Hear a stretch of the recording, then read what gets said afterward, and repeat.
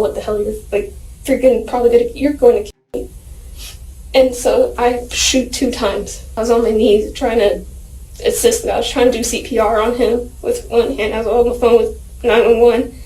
I'm sorry. I didn't mean to. I really can't let stay with me.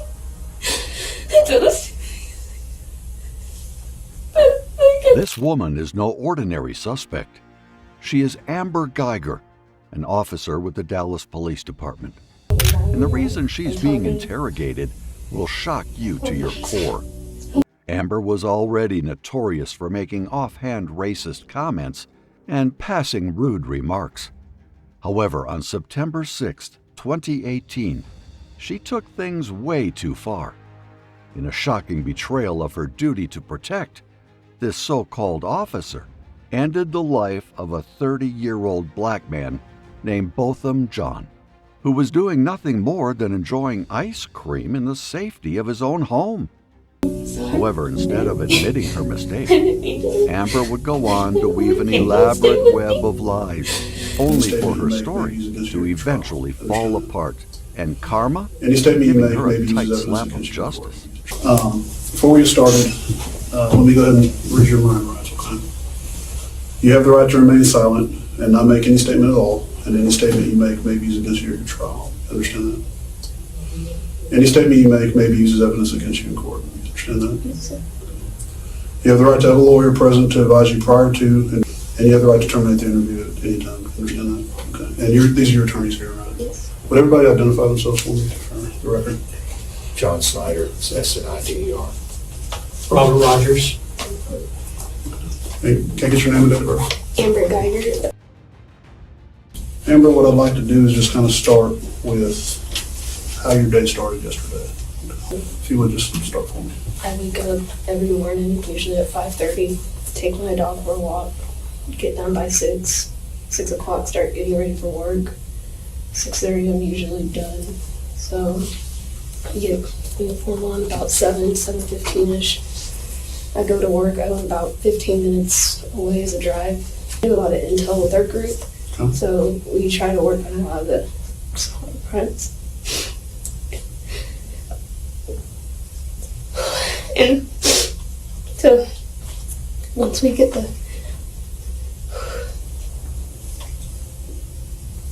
once like our group and everybody gets once we get the intel, like stuff we're gonna work on for the day, we go out and we work on that. Yesterday, Martin, my partner, and I jumped in the car about 8:30-ish, so we've already looked at everything we're going to try to do for the day. Right from the start, Amber began crying, as if consumed by guilt. However, it quickly became clear that her tears weren't due to remorse, but a tactic to gain sympathy and appear innocent. About 12:30-ish, we learned, we know we're going to assist SWAT in a warrant, so at 1:10, that's when we head up to Central. That warrant lasts a while. We're trying to find these robbery suspects that have been going through Mesquite, Palm Springs, Channel 7, to our channel. So about maybe 7:30, we're at Sterrett. McPherson's typed a report for 3 different arrestees. So about 8-ish, we're done. We go back to the station, unload our stuff. About 8:15 to 8:20, I probably put my body camera up. So from there, I leave. Drive my home in 15 minutes. And I use my key fob to get in the garage. It's about, I'll say about 9:10, 9:15. And I go up. It's a circle garage. I go up. I was 100% sure I parked on the 3rd floor. I was like, I was lucky. Like I got a front spot. So it's like I didn't have to walk a long way because that hallway I always walk down is so long. So I get out, I go down, make left onto the hallway where my apartment's at, and I put the key fob in the door. It's like the door is already cracked or something, so I push it, and I hear some movement around in the apartment. And so I automatically draw my gun thinking somebody's in my apartment that doesn't belong there. I'm the only one that lives there. No one does. I pull my gun. I still have my bags and everything. I pull my gun out and I see a dark body, like a silhouette, just standing in the very back. It's dark inside. I can't see anything. And so I say, let me see your hands. The person keeps moving around. I can't see where his hands are going. And so at that point, I feel like you're going to kill me. Obviously, you're in my apartment. I feel like you don't belong there, so you see me, you're going to be spooked and be like, shit, I got caught.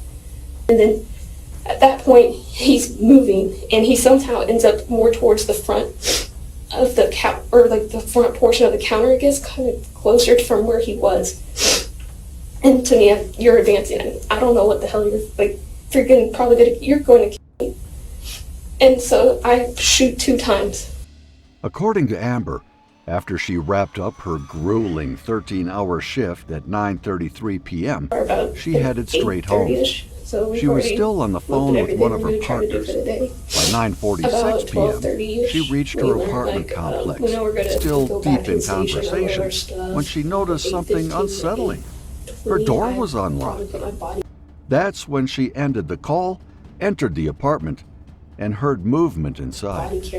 Fear gripped her as she assumed someone had broken in. Without hesitation, she drew her gun. Former parole officer and University of Texas about parole on the same day they review an applicant, meaning it's unlikely Geiger would get out today, in a few weeks or a few months. We're told there are a variety of factors that go into granting or denying parole. It's to sue her entire 10-year term, which is... But there is just one devastating oversight. The apartment wasn't hers. Friends and family described him as a kind young man who would spread kindness to those around him. He was a devout Christian, a member of the local church, and a cherished member of society. On September 6, 2018, Botham was sitting on his couch eating vanilla ice cream while watching TV in his living room. He was likely unwinding after a day of hard work, probably watching his favorite TV show, when he heard the door to his apartment creak open. The intruder had a gun pointed at Botham and was commanding him to show his hands. Understandably, Botham was terrified. He feared for his life. In the tense life or death situation, Botham decided hiding behind his couch was the safest option. However, before he could make any moves, the intruder aimed his gun at Botham and shot him twice in the chest. The intruder was Amber Geiger, a police officer at the Dallas Police Department, one of those paid to protect the community regardless of race, gender, or class. She had just cut short the cherished life of Botham Jean, likely due to her racist beliefs and emotional instability, as we would later find out. After Amber realized that she had just shot an innocent man, she immediately called 911 and attempted to give Botham CPR. However, it was far too late, and by the time authorities shifted Botham to the nearest hospital, he had already died. Days after the heartless murder of Botham Jean, an arrest warrant for Amber was finally issued, and she was taken into custody. Amber was handed over to Texas Rangers, where they finally questioned her about what happened that night. All right, guys, I'm Dave Armstrong with the Texas Rangers, Ranger Laura Simmons. Before we get started, let me go ahead and read your mind rights, okay? You have the right to remain silent and not make any statement at all, and any statement you make may be used against you at your trial. Understand that? Any statement you make may be used as evidence against you in court. Understand that? Yes, sir. You have the right to have a lawyer present to advise you prior to and during any questioning. Understand that? If you're unable to employ a lawyer, you have the right to have a lawyer appointed to advise you prior to and during any questioning. Do you understand that? Yes. And you have the right to terminate the interview at any time. Understand that? Okay. And these are your attorneys here, right? Yes. Would everybody identify themselves for me for the record? John Snyder, SNIDER. Robert Rogers. Hey, can I get your name and date of birth? Amber Geiger. Amber, what I'd like to do is just kind of start with how your day started yesterday. I guess on the 6th. Something like that. Okay. If you would just start for me. I wake up every morning, usually at 5:30, take my dog for a walk, get done by 6 o'clock, start getting ready for work. 6:30 I'm usually done. So I get uniform on about 7:15ish. I go to work, I live about 15 minutes away as a drive. Get to work about 7:30. Usually then we do a lot of intel with our group. Okay. So we try to work on a lot of the smaller crimes. And so once I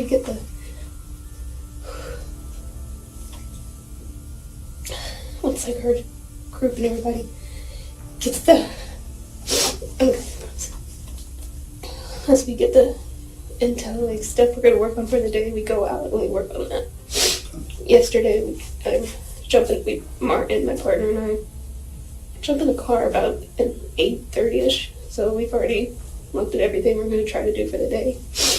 About 12:30ish, we learned we know we're going to assist SWAT in a warrant. So at 1:10, that's when we head up to Central. That warrant lasts a while. We're trying to find these robbery suspects that have been going through Mesquite, Palm Springs, Channel 7, to our channel. It takes a while for them. They were all 3 stuck up in the attic. We eventually get them all out, and Martin and we transport our prisoner up to Jack Evans. Our other guys on the team transport them all up to Jack Evans to a robbery unit. That's close to about 5:15ish. So my partner at that point, he has to go take care of some family stuff, and so it's me, Helen Gard, our McPherson, and Bruce. We're at headquarters, and once robberies and everybody gets done, the gang unit interviews the 3 suspects, we all take them down to Blue Sterrett to go put them in. McPherson's the one who types the report, and at that point, after the interviews lasted hours. So about maybe 7:30, we're at Blue Sterrett. McPherson's typed the report for 3 different arrestees. So about 8ish, we're done. We go back to the station, unload our stuff. About 8:15 to 8:20, I probably put my body camera up, and I went back to the back. We all filled out our overtime cards. I did my computer work and did my activity for the day. About that time, it's 8:45. So from there, I leave. The investigator starts by asking how her day went, and for the most part, it seems normal. But what's not normal is what she does when she gets home after her 13-hour shift. Drive my home in 15 minutes. And I use my key fob to get in the garage. It's about 9:10, 9:15. And I go up. It's a circle garage. I go up. 100% I parked on the 3rd floor. I thought I was so lucky. I got a front spot. Usually it's hard because I always carry my equipment.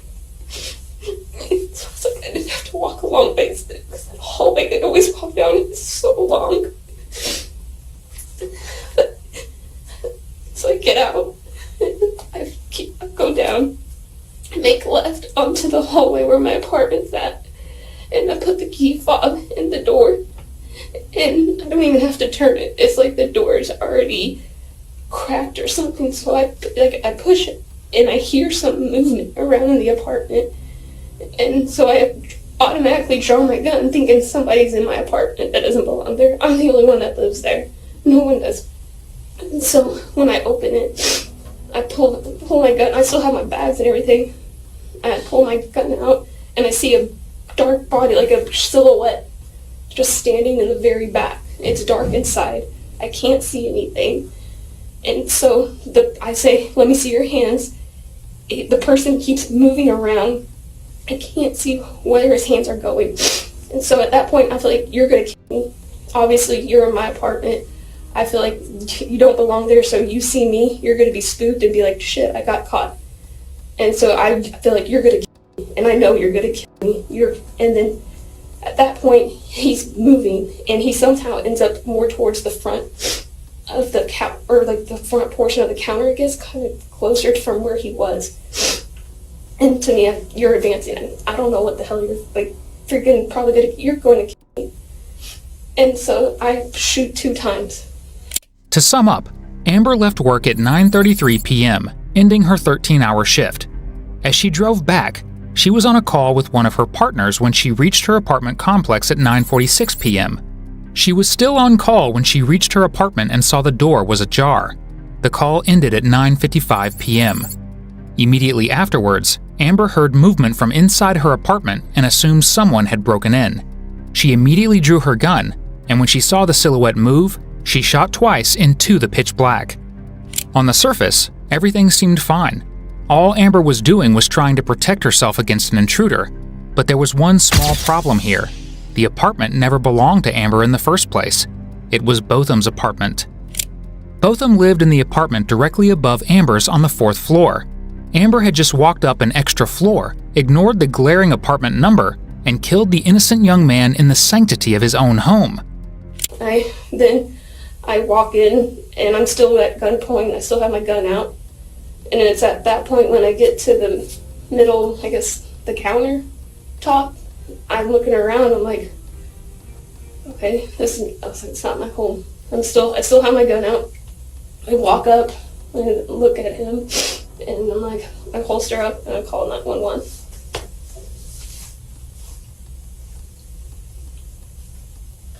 And I let them know, whenever I call 911, I know at first said, I need EMS.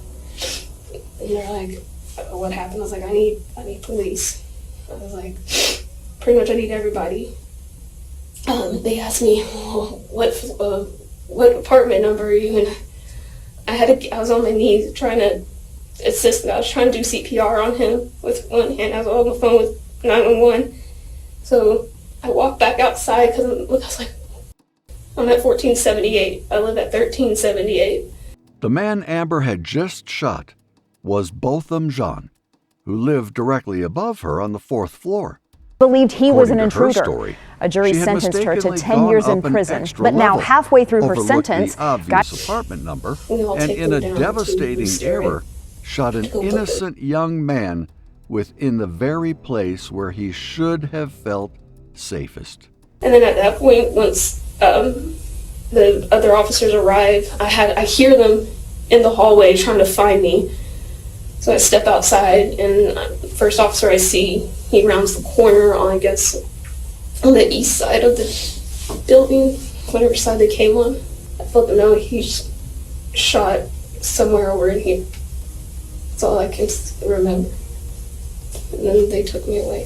My physical days off are Saturdays, Sundays, but Sundays I work at the church, so technically I only have Saturdays and the only day off. Okay. Who's your partner? Martin Rivera. Who is that? It's a crime reduction team. Tell me about that. We work along with their deployment guys. They're usually covert. We go around, we usually deal with a lot of the drug complaints in the area. I guess wanted fugitives. So, like, for instance, this deal with robberies we've been trying to work with for the past freaking month. They've been usually going after Hispanic families. Do you guys respond to calls still? Yeah. Okay. Are you dispatched to calls, or you just respond to them if you're in the area? If we want to go take it, we'll take it, but sometimes if it's the calls in there, I'll say, hey, I'm like right near this call, I'll just put it in my box, I'll take care of it. Gotcha. So, and if it's a shooting call or a burglary, stabbing, definitely we try to go to it. So how many ways are there to get from where you park to your apartment? Or is there more than one? Routes? Yes, ma'am. To go home and or like going. Like you park your car? I park my car, I go south on Lamar. No, like you mean once you park it in the garage. In the garage at home, to go into your apartment from the parking garage? I always just go in that middle, just a shorter route to go just straight down that hallway. Okay. Unless like get home late, and then of course you have to walk the heck around, but if you're home late, everybody's parked on the 5th floor. That's the top, so you know you're on the 5th floor. Mm-hmm. That's the only obvious. You know you're on the 5th or you're on the 1st, are the only different floors that look different. Every floor looks the same. Okay. Or is there assigned parking or anything, or you just take what's park there? wherever. Now, as a police officer, Amber had been trained to notice the crucial details around her. Yet her explanation indicated otherwise. And that's exactly what was so fishy. How could she have overlooked the apartment number?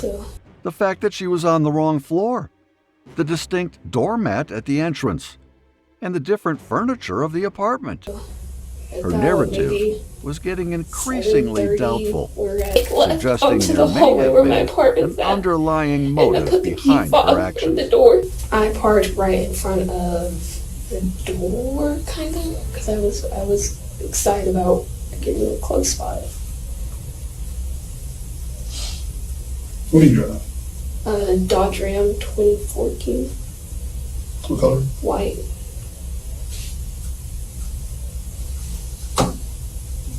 Is that 4 doors or? 2 doors. 2 doors. Okay. So you get home between 9:10 and 9:15. And you said you were carrying your gear with you. What is that? In my left hand, I had my heavy vest, my lunchbox. I walked down the hall, take my left, put my key in. The door, I don't even have to turn it. The door looks open. I hear somebody. I see a silhouette. It's far and back. I say, let me see your hand, let me see your hand. He doesn't do anything. Usually the typical person does this. Mm-hmm. They comply. He did start aggressive. He started going, hey, hey. And to me, you're yelling at me like, oh, you're about to do something. Or once again, her explanation seems bizarre, as any intruder's first response wouldn't be to say, hey, hey. I can't see anything. The instinctive reaction would be to stay silent or hide.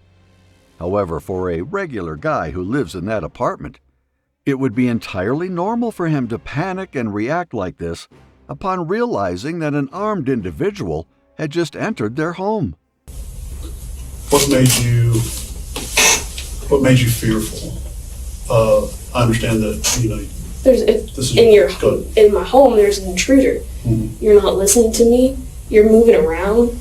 You're in the back towards the window, and then you advance towards like the front near the counter. So I still can't see your hands. You're not listening to me. You're gonna me. And their reaction, if you get caught, oh hell, I'm getting out. You're the one that's gonna be out of luck, I guess. Like I would have been the one that would have died. I thought he was gonna kill me. I really did. When you were walking down the hall to this door, did you hear anything? Did you see anybody? There was no one. It was quiet. Okay. When I put it makes like an odd, because I don't know how to explain the key. I'm sure y'all seen the key already, but it's like an electric magnetic key, mm-hmm. and it always my floor, everybody's floor, everybody has problems with their keys. Sometimes it works, sometimes it doesn't. Sometimes your light flashes red, so then you have to put it in. You have to put the key in all the time. Take the key out and put it in again. Have you ever discussed that problem with other neighbors? No, I don't talk to anybody. Okay. The neighbor to my right, I'll see him sometimes on my patio. Nice guy, but no, I don't talk to anybody. I go home, go to sleep, go to the gym. Okay.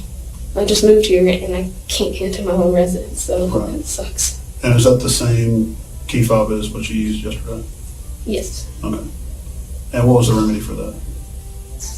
How did they fix that? I guess they just I don't know how they do with their keychains or their key fobs. I don't know. They took it to the back. I don't know. Okay. Who was that you spoke with when you went there? She was an older lady. So you get to the front door. When you open the door, did you visually see that the door wasn't latched? I honestly just put it in. I didn't even, usually I'm like, oh, it's slightly ajar. You can tell it's open a little bit. It's automatically draw my weapon. Okay. So the fob is actually part of the door, not part of the door frame, is that correct? Where you insert the key fob? Yeah, that's in the door? That's in the door, yeah. Okay, not in the frame. Okay, so correct me if I'm wrong, when you're putting it in, I guess at the same time the door's starting to move? Yes, that's what I mean, like it's pushed, it's being pushed open. Gotcha. So. Did you hear anything at that point? That's when I hear moving around. Okay. And I'm thinking, this guy someone's going through my stuff, or I don't know what he's doing. And so I was scared. I thought I was gonna die. I don't know what else here.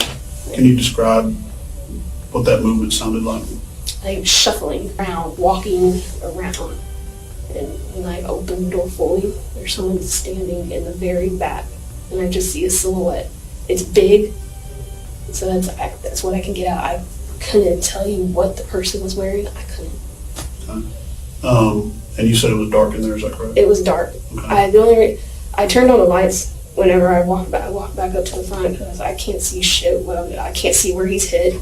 Okay. So that's when I turned on the lights and then went back over there, sat on my knees, was on the phone with 911, and then I hear the officers coming. Felt like forever, but I told them I'm over here. While we can agree that floors may look similar, each apartment is distinct, filled with different appliances, furniture, and personal touches. Forgiveness. I hate myself. The former Dallas cop entered Botham's home thinking it was hers after she got off work and shot him, fearing he was a threat. Geiger is eligible for parole, and Botham's mother, Allison, that she should not have opened the door or entered the apartment upon hearing movement inside. Instead, she was obligated to call for backup and assess the situation first.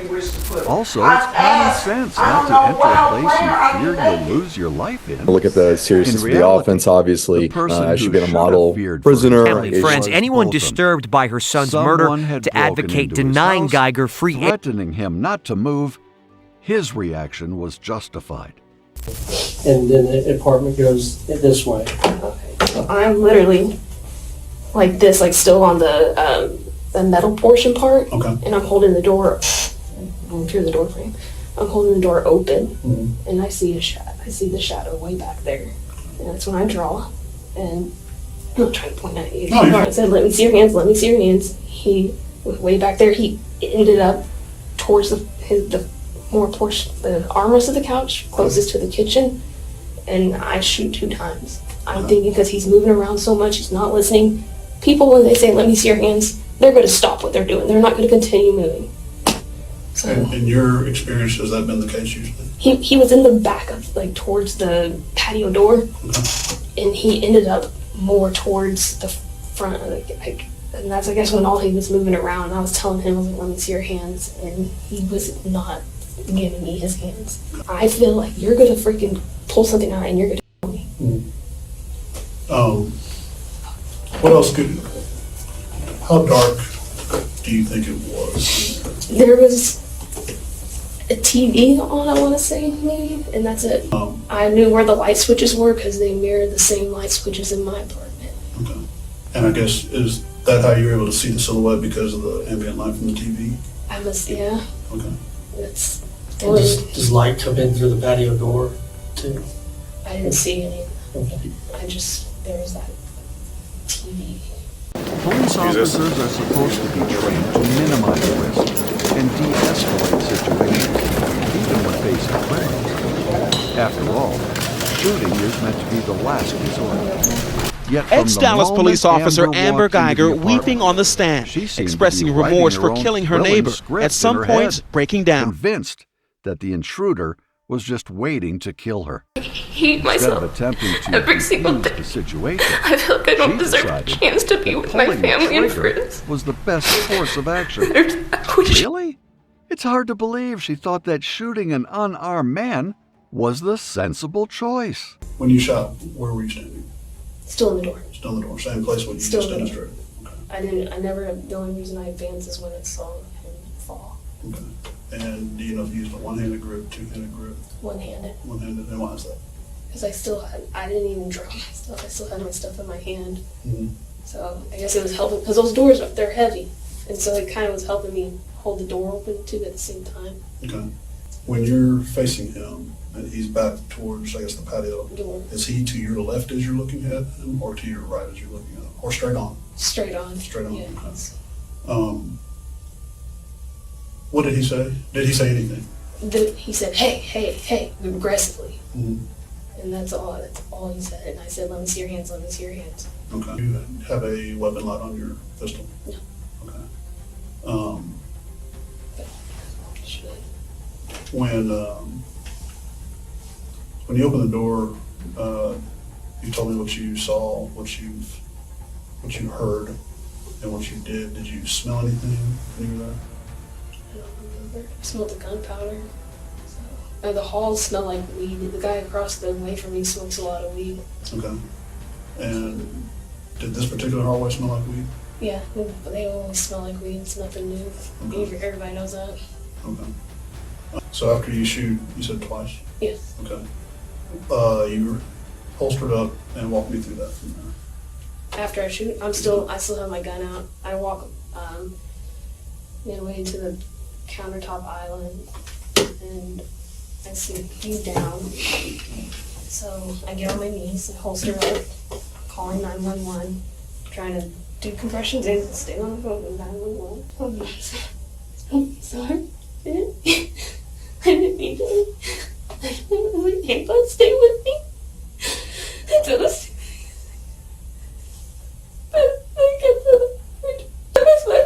It was my apartment. And I told him and I came to the operator. I didn't know what apartment number. I had to walk outside. And I walked back in and continued trying. I'm sorry. I wasn't trying. I just wanted to go home that night. I just wanted to go home. I wanted to pick up my dog today. That's all I wanted to do. There was somebody in my apartment. My dog was. I told him I'm sorry. You holstered up and you started doing CPR, is that right? Or some kind of first aid. Walk me through that. I get down on my knees with my left hand. I'm trying to call that one. I'm just pushing. That's hard. He's a bigger guy, so it's one hand. It's hard. And I have like someone on the ground. I don't know. Like, you want me to demonstrate how I was on my knees? Just try to explain the question. Just explain and show you do the hand movements. His head's right here, and I'm just pushing down on his chest. And still gargling on one. I can tell I know he's hit right here. I don't know if he's hit anywhere else.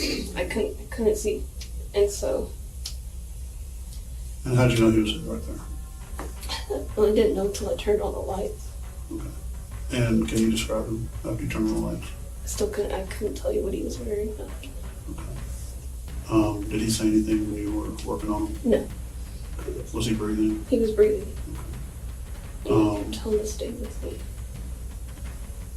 Have you ever been through an incident before, either on duty or off duty, where you felt like your life was in danger?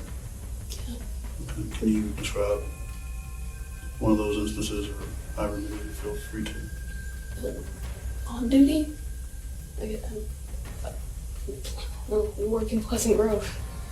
I have my gun pointed, and I'm saying, let me see your hands, let me see your hands. Partner with whom she was having an affair. So as this family is thinking about having to bury their son and their brother, 2 days after, Let me see your hands. Nothing more The than her person keeps misguided moving sense of around. I superiority can't see over people whether of his hands different ethnicities or skin colors. Rather than being based on actual threats, her fear seems to stem from deep-seated biases. I've been involved in a deal where a guy took my taser, got into a fight with him, did what I had to do. I shot him. Can you detail that for me a little bit?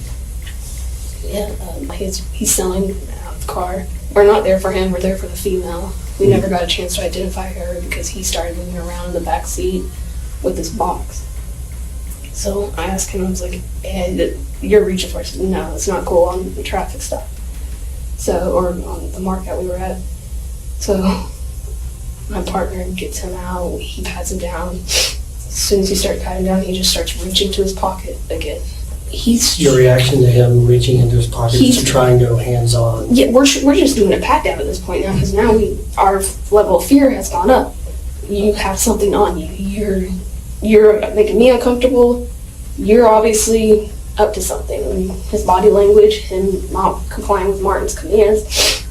Once he starts pulling away from Martin, I notice that. I go over there, and that fight was on, and I tell him, I was like, I'm pulling out my taser, I'm tasing him, and he takes my taser because we're up close fighting, and we get up on the ground, taser is in his hands, and I shoot him. You have the intentions of hurting me. When you say Mandel, are you talking about manufactured delivery? Yeah, sorry. No problem.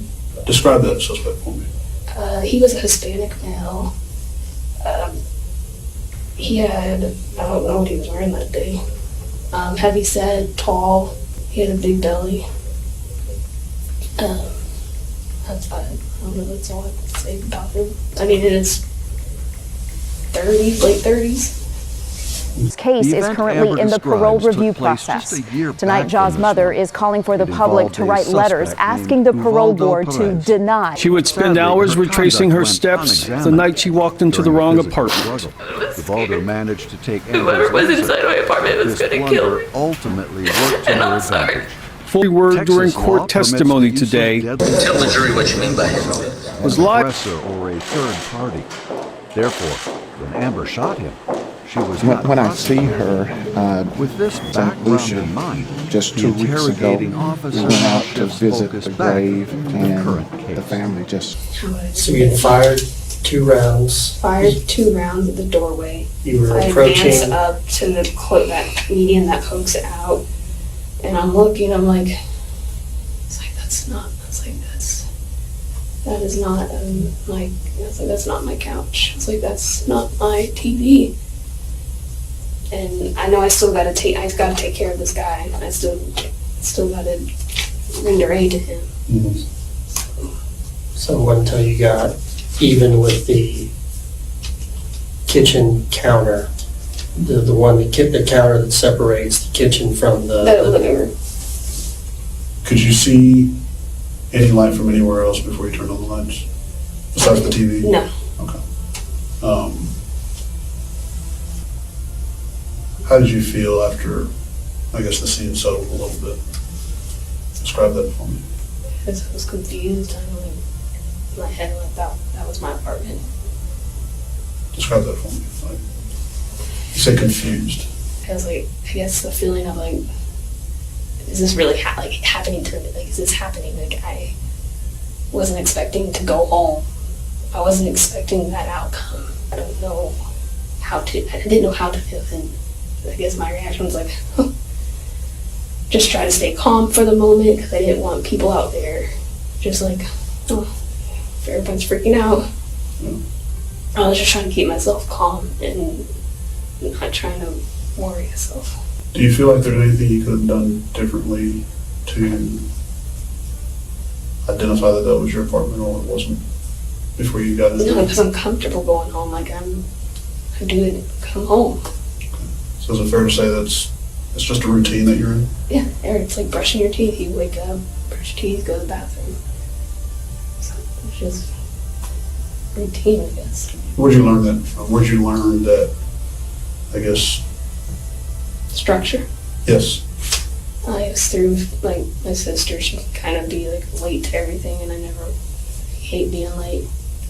So I guess my mom and they brought me up to be on time. And it's just how I was brought up, I guess. Okay. Were you in the military? No. Okay. College? Yes. I went to school. Tell me about that. I haven't finished. I'm really close to finishing, but went to TCC and then went to UTA. And so once I found out I got into the academy, I just wanted. How long have you been with DPD? Been higher on dates in November since 2013. So a little below 5 years. Okay. Going on 5.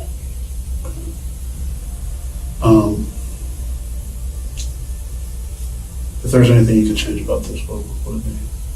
I can't change it. It was still in my apartment. I still felt like that guy was gonna kill me. I wish he was alive. take it back.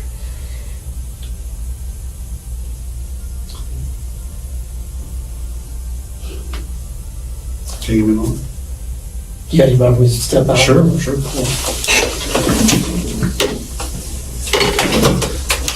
Greeted Geiger as she entered the Frank Crowley courthouse and made her way to the 7th floor, today wearing a light-colored suit and hair down.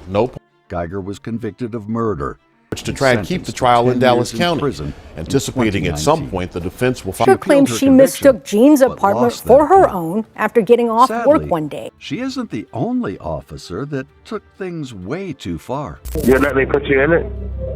Yeah. With a gag bar and everything? I just want you to look at me sometimes and be like, damn, my woman's fine. Fine as wine.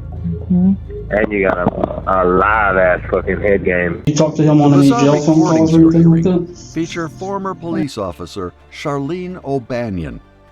However, these calls aren't with her husband, boyfriend, or a romantic partner. They're with an inmate.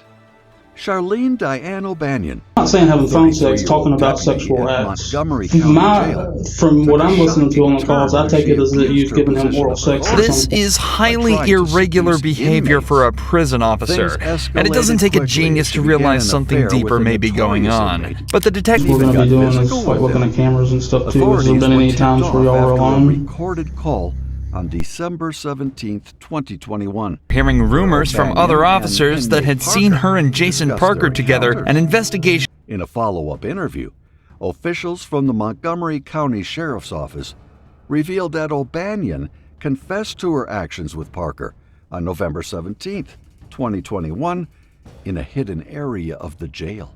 We're notified of a possible improper relationship between you and Jacob Parker.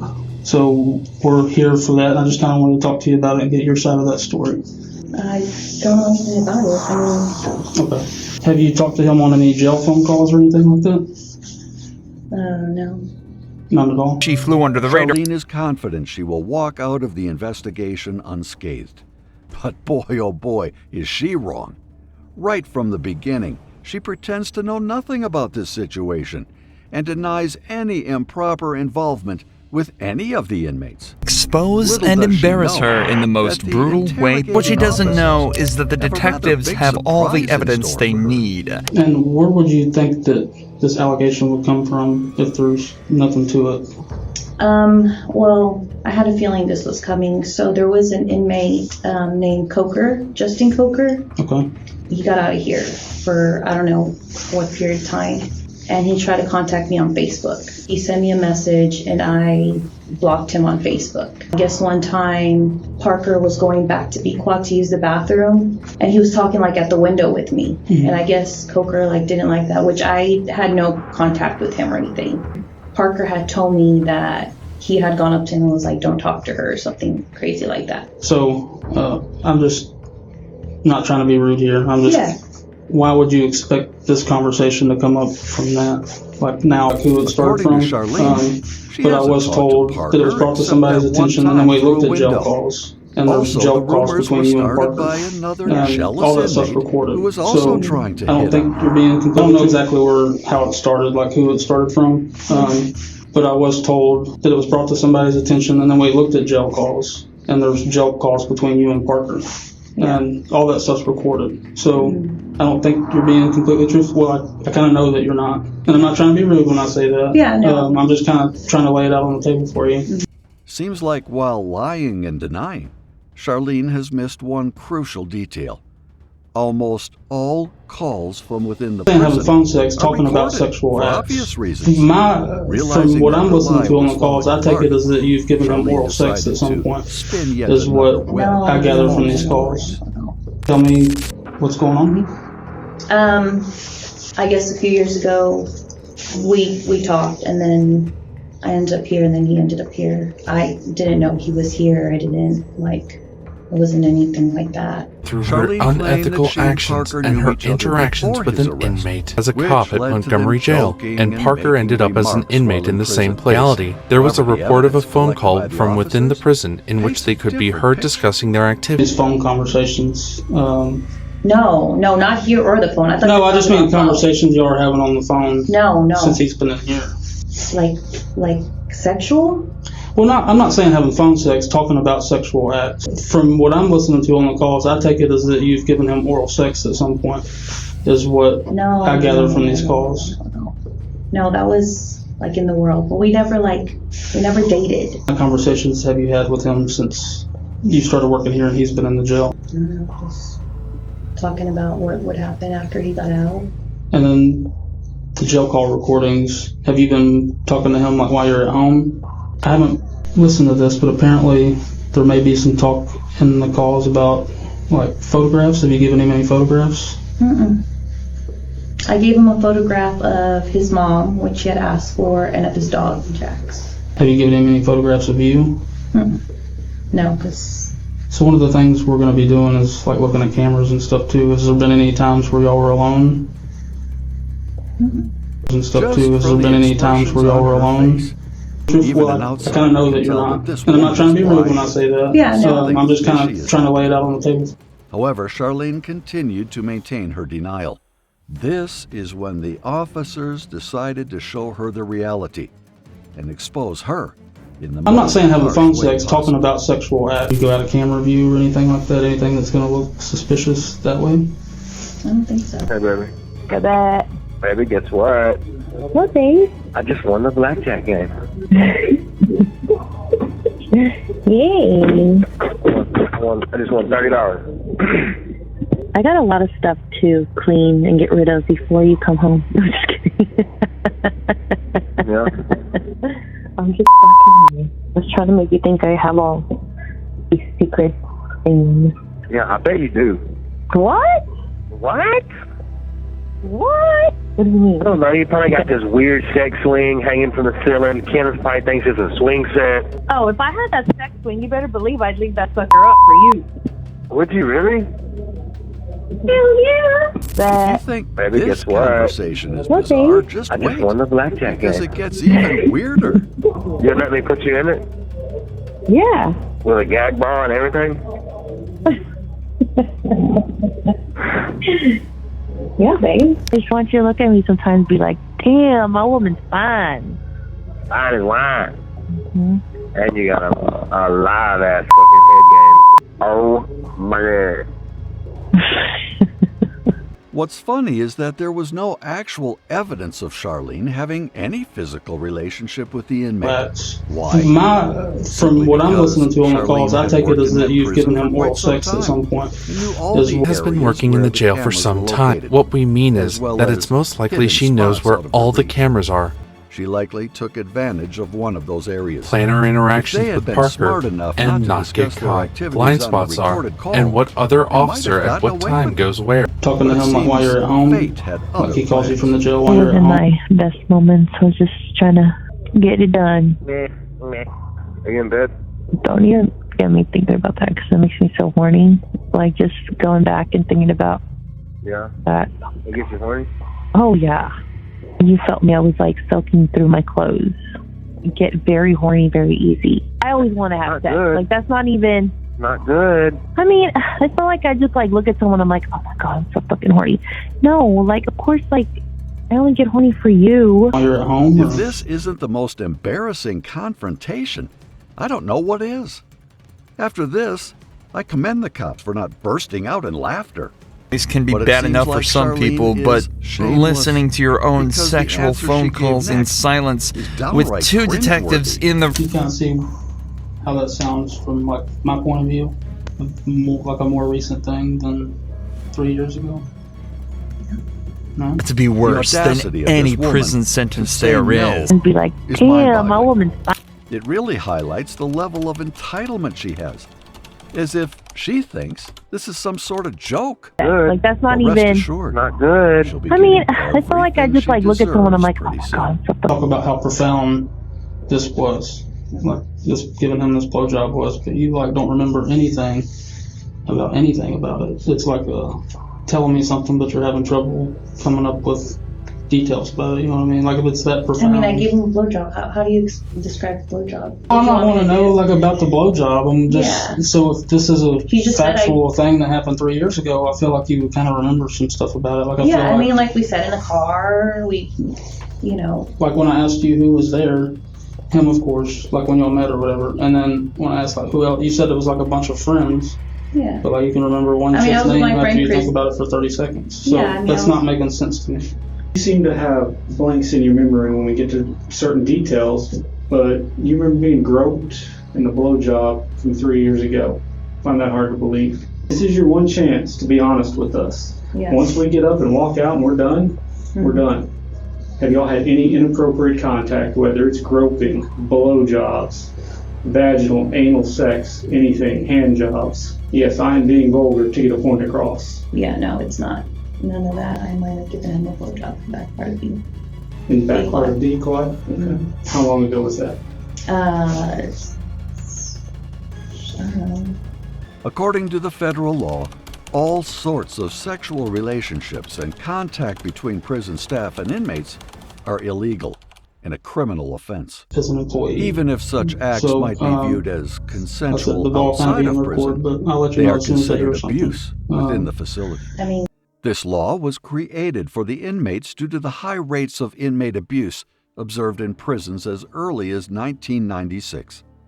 This means that even if this relationship was consensual, Charlene was not an unprofessional officer, but also an abuser in the eyes of the law.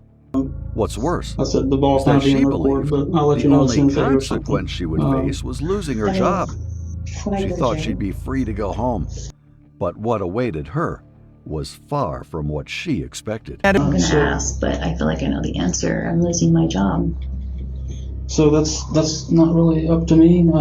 Internal Affairs is aware. Investigation is separate from ours because it's two totally different things. So so it's illegal to have sexual contact with an inmate as an employee. So I said the ball kind of be in their court, but I'll let you know as soon as I hear something. I mean, should I go to jail? That's up to the DA's office. Charlene was sentenced to 100 days in jail. You go out of camera view or anything like that, anything that's going to look suspicious? Share your thoughts on these guess cops what? in the comments below. I just won the blackjack game. In the next video.